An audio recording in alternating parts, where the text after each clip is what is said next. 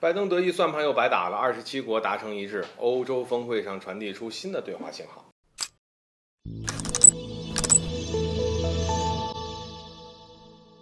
各位好，欢迎来到赵太阳观察室。在美国的带头下，近一段时间对华去风险的说法呢，在欧盟非常的流行。先是从欧盟委员会主席冯德莱恩开始，他曾在访华前提出对华去风险，以代替备受争议的脱钩。紧接着，欧洲其他国家也想要去风险。然而，什么是去风险？说白了，所谓的去风险，就是去中国化之时，去的是机遇、合作、稳定和发展。以中欧之间的合作真要想去风险，那才是欧盟真正的风险。不过就在近日，风向变了。有消息说，在布鲁塞尔举行的定期欧洲峰会上，欧洲27个国家达成一致，拒绝再紧跟美国身后，对华立场达成一致了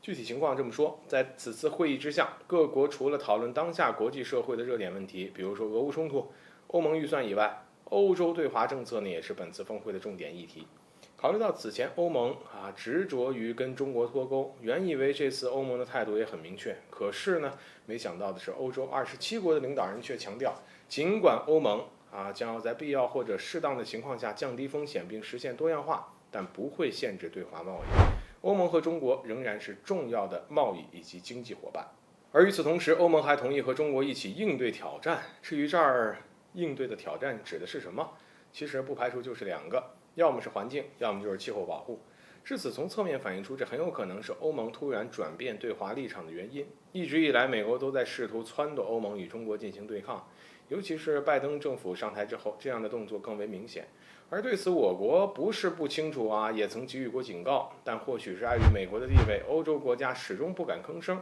跟着美国身后走。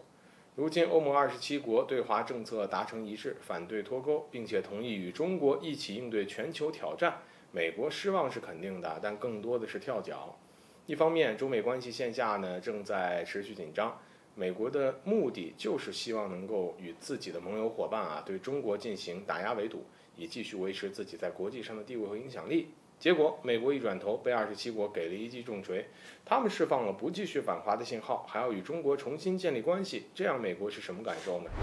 另一方面，美国是希望能够拉拢盟友伙伴对付中国的，而其呢也向来有自信，认为凭借自己的霸权地位，欧洲国家必然是站在自己这一边的。然而现在事实却摆在面前，欧洲与美国的步调不一致了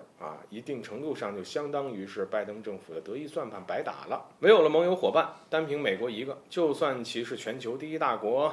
在面对中国的时候也不那么有自信。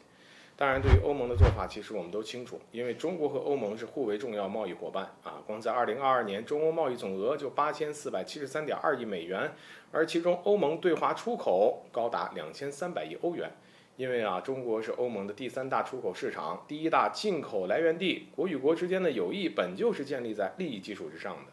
而美国凭借着霸权地位，或许能一时威风，但是最终欧盟还是会权衡利弊，只有靠近中国，与中国合作，才是欧盟最正确的选择。